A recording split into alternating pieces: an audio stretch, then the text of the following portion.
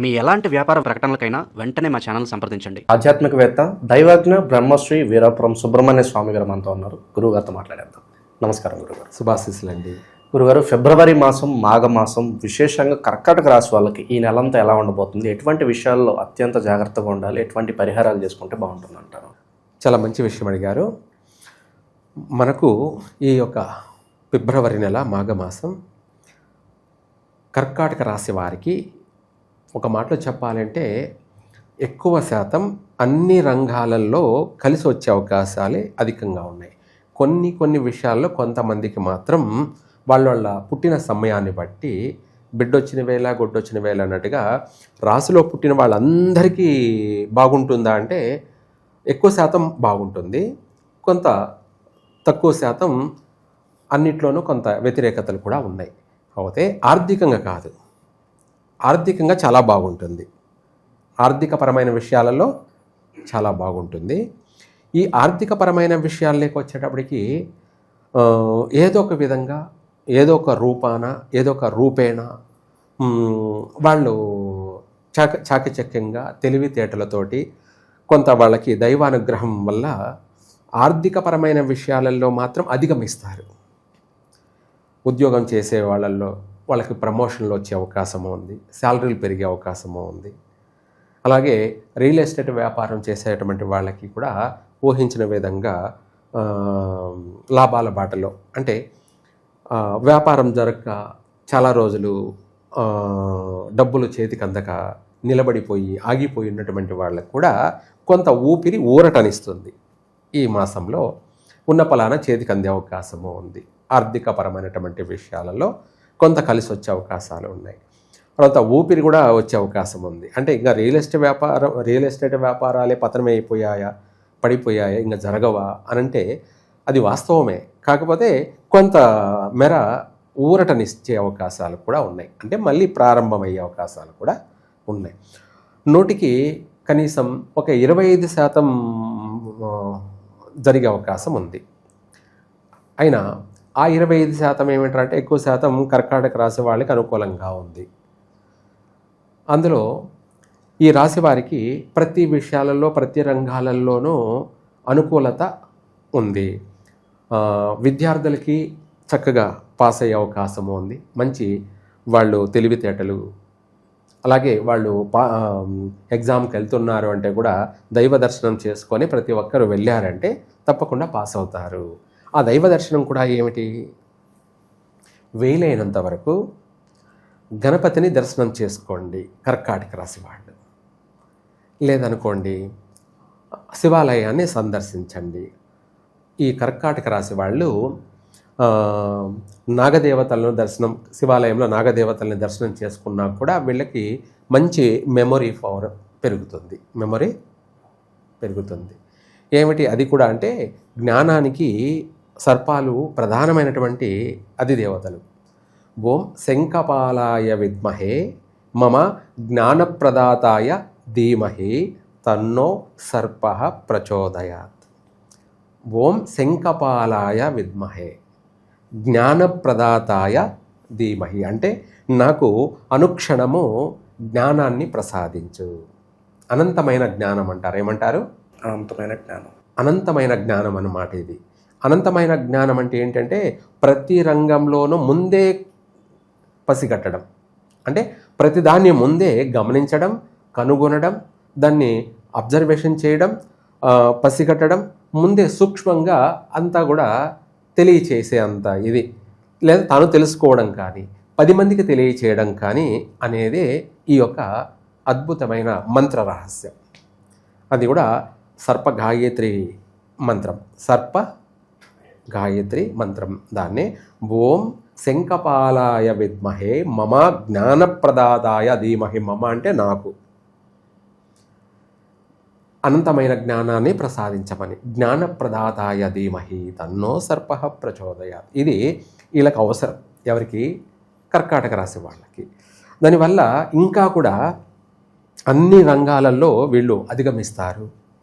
చదువు ఉంటున్నటువంటి విద్యార్థులు చక్కగా వీళ్ళు ఫస్ట్ క్లాస్లో పాస్ అయ్యే అవకాశం ఉంది. ర్యాంకు కూడా కొట్టే అవకాశం కూడా ఉంటుంది. అలా ఆ విధంగా ఆర్థిక పరంగా మాత్రం బాగానే ఉంటుంది. ఆరోగ్యపరమైన విషయాలలో మాత్రం కొంత చికాకులు ఉన్నాయి. ఏమిటి?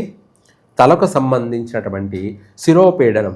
ఎందుకు అంటే కర్కాటక రాశి వాళ్ళకి 7వ ఇంట కుజుడు, 8వ ఇంట రవి, అంటే శని ఇంట్లో కుంభరాశిలో సూర్యుడు, అది కూడా బుధుడితో కలిసి. అందువల్ల వీళ్లకు శిరోపీడనం అధికంగా ఉంటుంది. నేత్రపీడనం, శిరోపీడనం, చెవులకు సంబంధించి, దంతాలకు సంబంధించి, అంటే పండ్లు సంబంధించినటువంటి, అంటే పళ్ళు పుచ్చడం, పంటి బాధ అంటారనమాట. ఇట శిరోపీడనం, నరాలకు సంబంధించి, తీవ్రమైనటువంటి హెడేక్, తలకు సంబంధించి. ఇంకా కొంతమంది స్త్రీలకు అటు తలకు సంబంధించే కాకుండా కడుపుకు సంబంధించినటువంటి విషయాల్లో కూడా ఇబ్బందులు వచ్చే అవకాశం ఉంది. అందులోనూ గర్భవతిగా ఉన్నటువంటి వాళ్ళు చాలా జాగ్రత్త వహించాలి. ఆరోగ్య సమస్య అనేది ఉందన్నమాట. ఆ ఆరోగ్య సమస్య ఏమిటి? గర్భస్రావం జరిగేటువంటి సమస్యలు, కడుపుతో ఉన్నటువంటి వీళ్ళు చాలా జాగ్రత్త వహించాలి. తప్పకుండా ఈ కర్కాటక రాశి వాళ్ళు శివాలయంలో సర్పాల దగ్గర దీపారాధన వెలిగించాలి. దీపారాధన అది కూడా ఏమిటి? తెల్ల ఒత్తి అయినా సరే, లేదా ఎర్ర ఒత్తి. ఏమిటి? మంగళవారం ఎరుపు ఒత్తి లాంటిది వేసి అందులో కొబ్బరి నూనె వేసి దీపారాధన చేస్తే వీళ్లకు ఆ యొక్క సమస్యలన్నీ కూడా వైదొలిగిపోతాయి. అలాగే ఆరోగ్యపరంగా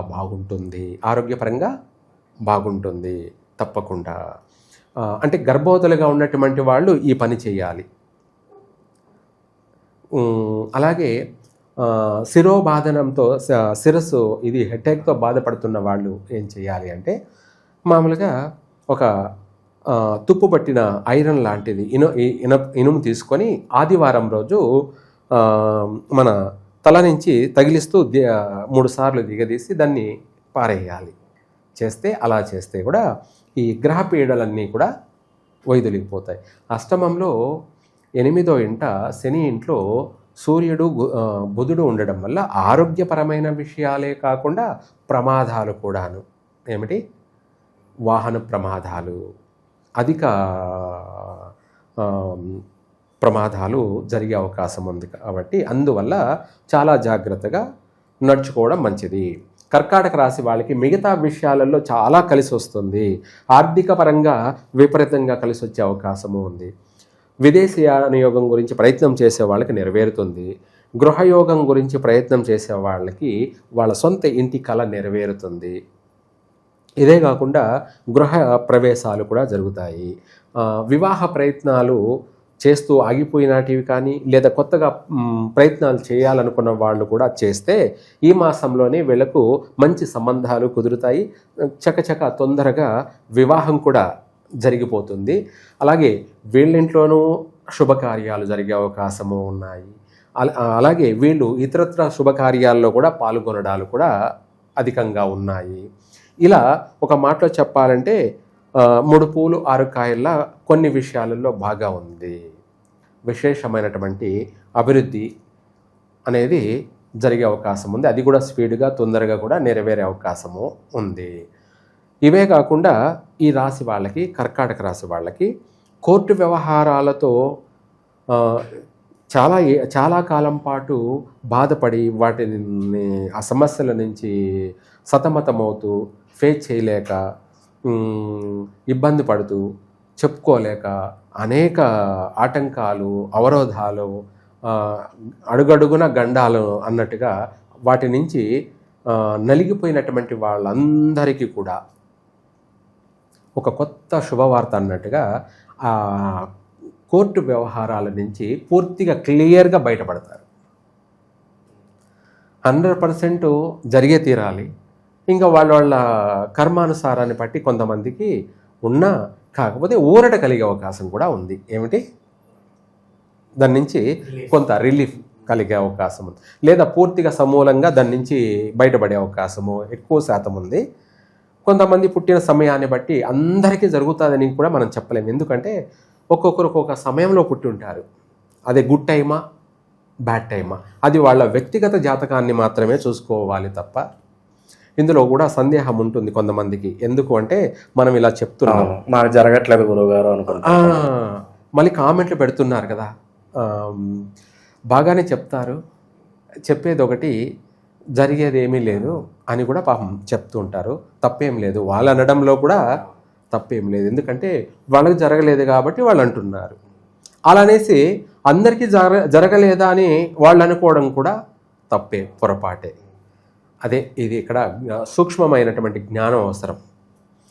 100 మంది కర్కాటక రాశిలో పుట్టారు అంటే 100 మందికి జరగలేదంటే ఎట్లా? పొరపాటే. 100 మందిలో 70 మందికి ఇప్పుడు మనం చెప్పినవన్నీ జరిగి తీరుతాయి, అధిక శాతం. ఆ 20 మందికి ఎందుకు జరగలేదు అంటే వాళ్ళ పుట్టిన సమయాన్ని బట్టి కూడా ఉంటుంది. అందుకనేసే కర్కాటక రాశిలో వాళ్ళు ఎవరైనా సరే వాళ్ళ వ్యక్తిగత జాతకాన్ని తెలుసుకోవడమే ఉత్తమం. ఎందుకు అంటే కొంతమంది బాగున్నారు, అనుకున్న పనులు నెరవేరుతున్నాయి, చక్కగా వాళ్ళు సంతోషంగా జీవనాన్ని కొనసాగిస్తున్నారు, అనుకున్న పని పూర్తి చేసుకుంటూ అభివృద్ధి మార్గంలో వాళ్ళు ఉన్నారు. మరి మనం లేము, మంది కర్కాటక రాసే కదా, మరి అన్నీ అవుతాయని చెప్పాడు, మనకేం జరగడం లేదు అని అనుకుంటున్నారు కదా. వాళ్ళు ఏంటంటే వాళ్ళ వ్యక్తిగత జాతకమే తెలుసుకోవడం మంచిది. ఎందుకంటే వాళ్ళు బ్యాడ్ టైంలో పుట్టారనుకుందాం, ఆ బ్యాడ్ టైం అనేది ఏంది, వాళ్ళని బాగా ఇబ్బంది పెడుతున్నట.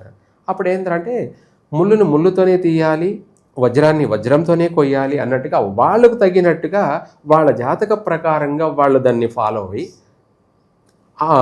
దానికి తగిన పరిష్కారం చేసుకుంటే తప్పకుండా మార్గం దొరుకుతుంది. అలా అనేసి ఏమిటంటే దాంట్లో కూడా సైకాలజికల్గా 10 మందిని అడుగుతూ పోతూ ఉంటే ఏ దారి దొరకదు. ఏమిటి? 10 మందిని అడుగుతూ పోతూ ఉంటే ఏ దారి దొరకదు. ఎందుకంటే ఆ 10 మంది 10 రకాలుగా చెప్పినప్పుడు వాళ్ళకి ఏది చేయాలో కూడా దిక్కుతోచదు. మన వల్ల తప్పు పట్టే అవకాశం ఉంది. ఎందుకంటే వీళ్ళు 10 మంది 10 రకాలుగా చెప్పారు, ఏది చెయ్యాలా అని. అది నీకు అనవసరం. నువ్వు బాగుండడం కోసం మాత్రమే నువ్వు ఆలోచించాలి. ఏం చేయాలి? నువ్వు బాగుండడం కోసం నువ్వు ప్రయత్నం చేయి. వాళ్ళ 10 మంది గురించి నువ్వు ఆలోచించద్దు. ఎందుకంటే నీ టైం వేస్ట్ చేసుకోవద్దు, నీ టైము వేస్ట్ చేసుకోవద్దు. నీవు ఏ విధంగా బాగుపడాలి, నీ జీవితాన్ని నువ్వు ఎలా మార్చుకోవాలి అన్నది మాత్రమే నువ్వు ఆలోచించాలి. ఒకటే ఆలోచించాలి. 10 ఆలోచించి పాడైపోవడం కన్నా ఒక్కదాన్ని నమ్ముకొని బాగుండడం ఉత్తమం. దాన్నే వాస్తవం. ఇది మన యొక్క శాస్త్ర ప్రకారంగా ఎవరినైనా నమ్ముకో, పర్వాలేదు. నన్నే నమ్ము అనేది 100% నేను చెప్పను, అవసరం లేదు నాకు. నీకు ఇష్టమైంది నువ్వు ఎవరినైనా నమ్ముకో, ఒక్కరిని నమ్ముకో, ఒక గైడెన్స్ ప్రకారంగా మాత్రమే వెళ్ళు. అది మంచైనా చెడైనా ఏదైనా సరే ఒక్కరిని నమ్ముకున్నప్పుడే నీ జీవితానికి మంచి మార్గం దొరుకుతుంది. అలా అని చెప్పేసి కనిపించిన వాళ్ళందరినీ అడుగుతూ పోతూ ఉంటే ఏమవుతుందంటే వాళ్ళు చెప్పిందలా చేయలేవు. రెండోది ఒకరు చెప్పిన దానికి ఎక్కడ పోలిక పొంతన ఉండదు. అప్పుడు నువ్వే నష్టపోయే అవకాశం ఉంది. నువ్వు చేయలేక, వాళ్ళు చెప్పింది చేయక, అంటే తను చెప్పింది చేయాలా ఇతను చెప్పింది చేయాలా అనేది దిక్కుతోచక చేయలేవు. మొత్తం మీద అది అటు ఇటు పోయి నీకే ఇది కూడా నష్టం అన్నమాట. అందుకనేసి ఏదైనా సరే నీవు ఒక్కరిని నమ్ముకొని ఫాలో అయినట్టయితే, అనుసరించినట్టయితే తప్పకుండా బాగుపడతావు. ఇది 100%. ఎందుకంటే ఈ మాసంలో అన్ని విధాలా బాగుంది కాబట్టి ఇంకా కూడా బాగుండడం కోసం ఎవరినైనా ఒక్కరిని స్వీకరించి దాని ప్రకారంగా నడుచుకున్నట్టయితే అది ప్రతి విషయంలో కూడా వాళ్ళని అడగడానికి కూడా ఉంటుంది. ఇది గ్యారంటీ. ఎందుకంటే నేను ఎవరిని అడగలేదు, నిన్నే అడిగాను, మీరు చెప్పింది నేను చేశాను అనే ఒక దానికి నువ్వు అడగడానికి ఉంటుంది, వాళ్ళు కూడా దానికి సమాధానం చెప్పడానికి ఉంటుంది, రీజన్ ఉంటుంది. మనము ఎలాంటి అలా ప్రవర్తించకుండా ఓ పద్ధతిగా ప్రవర్తించామంటే దానికి అన్ని మార్గాలు దొరుకుతాయి. దానికి మార్గాలు కంపల్సరీగా 100% దొరుకుతుంది. ఏదైనా సరే ఎవరు ఏం చెప్పారనే దానికన్నా కూడా నువ్వు ఏ విధంగా అయితే బాగుపడ్డావు, ఏ విధంగా అయితే నువ్వు బాగుపడాలో అది మాత్రమే నువ్వు ఎంచుకోవాలి. దాన్ని మాత్రమే నువ్వు నిర్ణయం సంకల్ప బలంతో ముందుకెళ్ళాలి తప్ప వాళ్ళ గురించి వీళ్ళ గురించి మాట్లాడుకునేంత సమయము లేదు, టైము లేదు. క్షణాన్ని వృధా చేసుకోకూడదు, సమయాన్ని వృధా చేసుకోకూడదు. టైం వేస్ట్ చేసుకున్న వాళ్ళు ఎవరైనా సరే నేను అంటే బాగోదు, కానీ వాళ్ళ జీవితాన్నంతా కూడా వాళ్ళే నాశనం చేసుకుంటున్నారు. వాళ్ళే, అంతే కదా. కాలం విలువైనది. కాలం అంటే మనం సూర్యుడితో పాటు మనము ప్రయాణం చేయాలి, జర్నీ చేయాలి. ఆ జర్నీ ఏమిటి? ఎవరెవరు పనిని వాళ్ళు చేస్తూ ఉండాలి.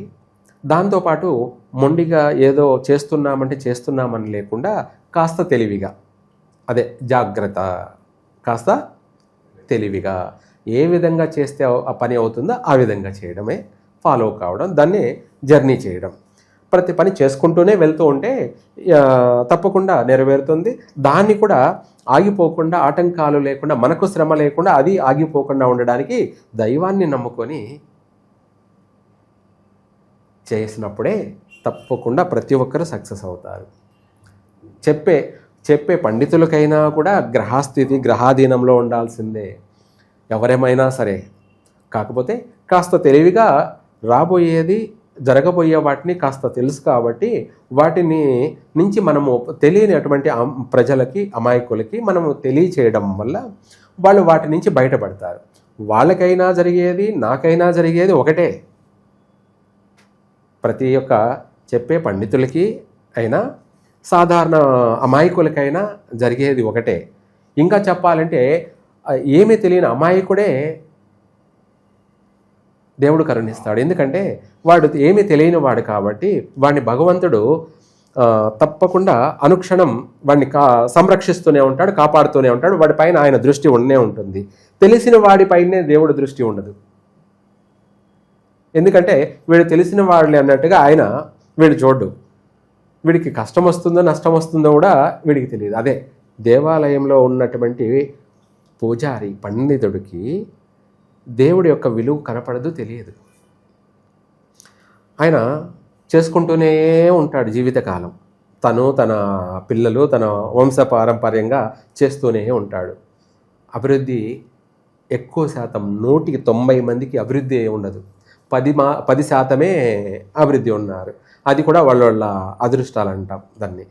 అయితే ఈ మిగతా 90 మంది, దాదాపు 70 మంది అభివృద్ధి లేకపోవడం కారణం ఏమిటంటే అక్కడున్న ఆ స్వామిని ప్రేమతో చేయకపోవడం, భక్తితో చేయకపోవడం, లేదంటే అది నమ్మకం లేకపోవడం. ఎందుకు అంటే రాయి కదా.